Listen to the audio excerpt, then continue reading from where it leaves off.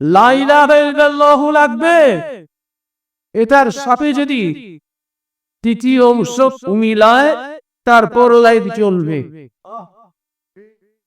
নয়তো ভেতরে অন্ধকার। আল্লাহর হাবিব বলেছেন, এমনকি তুমি যদি কোনো ওস্তাদের কাছে পড়তে যাও, আরে ওস্তাদটাকে যাচাই করো, ওস্তাদকে যাচাই করো কেমন। ফালইয়ানজুর আহাদুকুম মিম্মান ইয়াত্তাখিযু দীনাহু, আল ইলমু দীনুন, কোরআন ইলমের খাজিনা, এটা কার থেকে শিখছো আগে তাকে যাচাই করো। ওস্তাদ আমি কি বলছিলাম, ফতোয়া রিজভিয়া পাঠক ফোরামে উদ্যোগে বলছিল, আজকে কি হাগায়েতে বখশিশ পাঠক ফোরাম, আত্মপান্ত এই কিতাব প্রেমের উপর লেখা হয়েছে, হুব্বে রাসূলের উপর বলা হয়েছে। এই কিতাব রাসূল পাকের ইশকের উপর লেখা হয়েছে। ইশক চলে আসতে সব আসান হয়ে যায়। আমি আরজ করছি, আলা হযরত রাদিয়াল্লাহু তাআলা আনহু কখন দুনিয়াতে এলেন, দুনিয়াতে কখন এলেন একজন আসে, এই দুইটি লাইনের মধ্যে কিছু বলেছেন, আমি আপনাদের খেদমতে ওটা পড়েছি। আসলে দেখে গরম বাতাস বাড়ি নাকি ঠান্ডা বাতাস বাড়ি, লোদে ঠান্ডা বাতাস, গরম বাতাস আহার। তো ঠান্ডা বাতাস কখন নামে, যখন এখানে নামে তখন গরম বাতাস উপরে চলে যায়। তো এই ধরনের বদ আকীদা বদ ইজম এগুলো ঈমান সংহারী, এগুলো যখন জগৎকে পেলে তখন আল্লাহ ইশকে রাসূলের সে ঠান্ডা বাতাসকে দুনিয়াতে প্রেরণ করে। আলা হযরত রাদিয়াল্লাহু তাআলা আনহু উনি সেই দাতে পাক, সেই দাতের সাতুদা সিফাত, যিনি এমন সময়ে এসেছে যখন ঈমানের মূল যেটা, ঈমানের মূল লা ইলাহা ইল্লাল্লাহু নয়, ঈমানের মূল হলো মুহাম্মাদুর রাসূলুল্লাহ সাল্লাল্লাহু আলাইহি ওয়াসাল্লাম। কারণ আগের পূর্ববর্তী যত আসমানী ধর্মের অনুসারী বলে দাবি করে তাদের সবার কাছে লা ইলাহা ইল্লাল্লাহু আছে, কিন্তু তোরা ইসলাম থেকে খারিজ, এলো ঈমান নেই।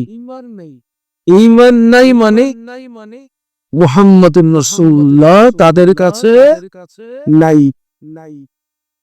লা ইলাহা ইল্লাল্লাহু লাগবে, এটার সাথে যদি তৃতীয় অংশ মিলায় তারপর লাইট জ্বলবে,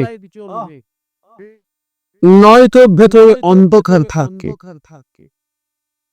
ওরা এটা ফিট করেনি, আপনাদের খেদমতে আরজ করছি।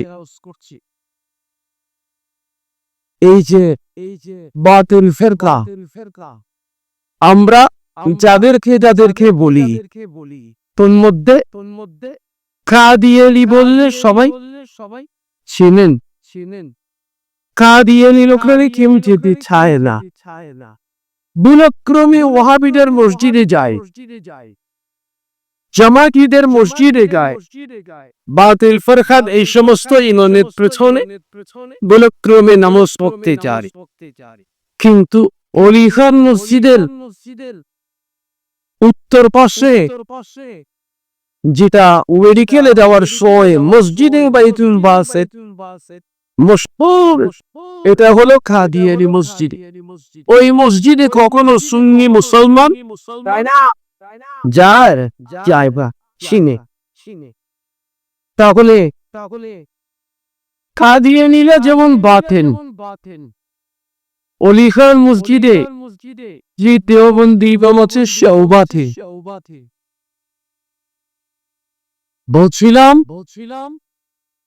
অলিখান মসজিদে একজন মুসল্লি গিয়েছেন, আমার মুসল্লি। আমি যখন কাপাসগুলা জামখোলা জামে মসজিদে খেতাবত করতাম,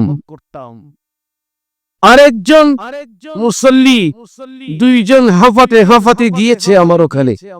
হুজুর আজকে ভুল করেছি। কি হয়েছে? একজন বলল আমি ওই মসজিদে গিয়েছি, উত্তর পাশে যেটা অলিখান মসজিদে, খালি গিয়েছি, ওখানে নানা ধরনের সেখানে টিভি সেট এই নানা ধরনের ছবি পরে জানলাম কাদিয়ানী মসজিদ। হুজুর আমি ভুল করেছি। কি করবে? আরেকটা হলো বললেন হুজুর আমি ভুলে অলিখান মসজিদে ঢুকেছি, সেখানে ইমাম খতিব উনি কথায়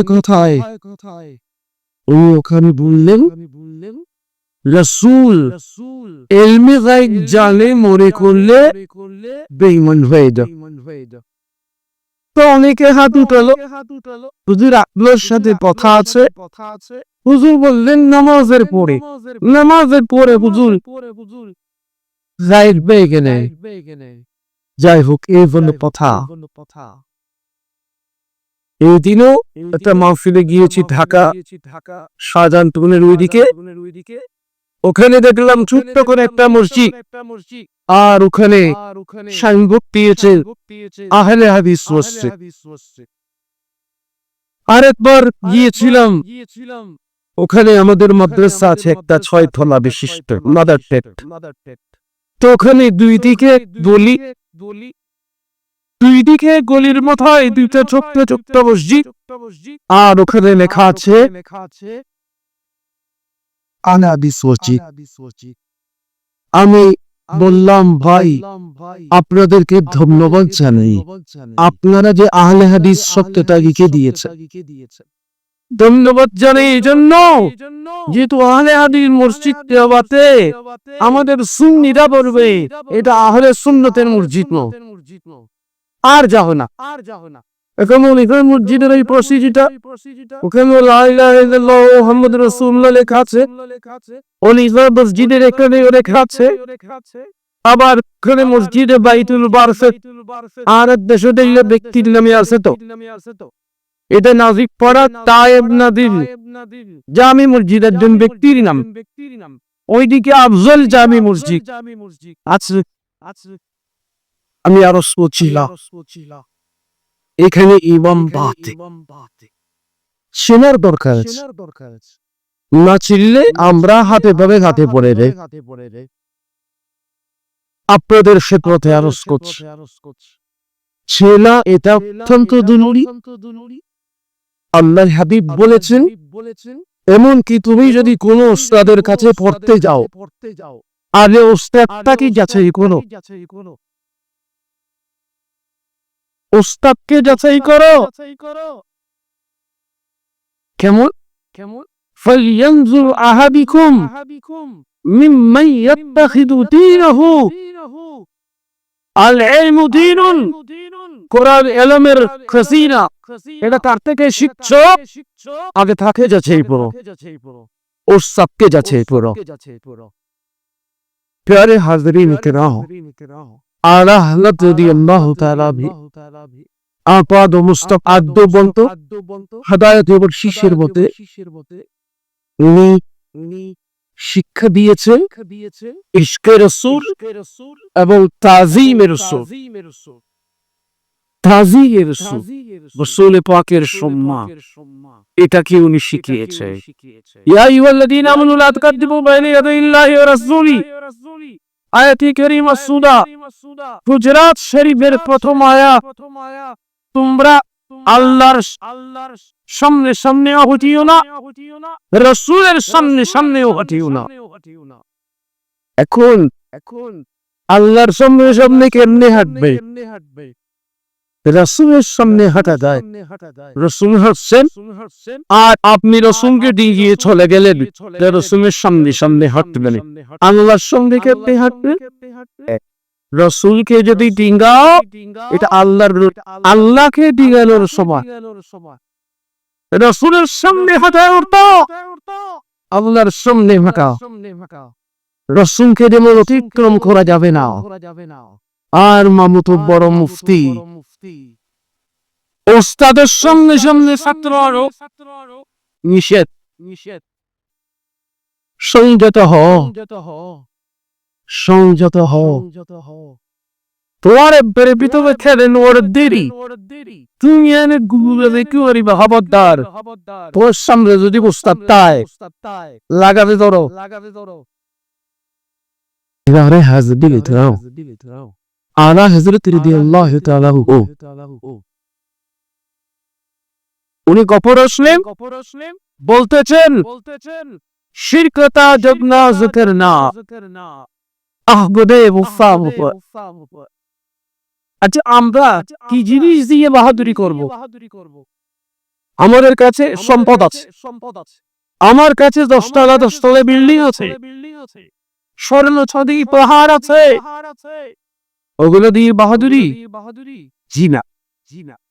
যদি বাহাদুরি করতে পারি, যদি ফখর না করতে পারি, একমাত্র এটা যে আমি আখিরি নবীর গোলাম হতে পেরেছি, আমি রাসূল পাকের উম্মত হতে পেরেছি, এটা নিয়ে আমি ফখর করতে পারি। কিন্তু এটার উপর শিরকের ফতোয়া ছিল। রাসূলের এত তোলর ঘা,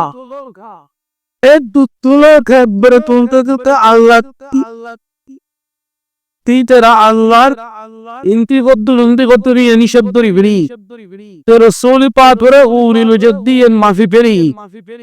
আসলে কি আল্লাহর কোন সীমানা আছে? যারা এই ধরনের করেছে সেটার সঠিক জবাব দেওয়ার জন্য আল্লাহ সময় মতো আলা হযরতকে প্রেরণ করেছে।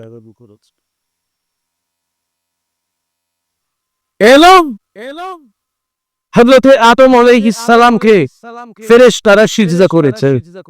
কি খেলো ওয়াহাবিরা বলে ফেরেশতারা নূরের আর আদম হলো মাটির, নূরের ফেরেশতারা মাটির আদমকে সিজদা করেছে। প্রমাণ হলো নূরের চাইতে মাটির দাম বেশি। কেমন যুক্তি? নূরের চাইতে মাটির দাম বেশি, কারণ নূরের ফেরেশতা সিজদা করেছে মাটির আদমকে।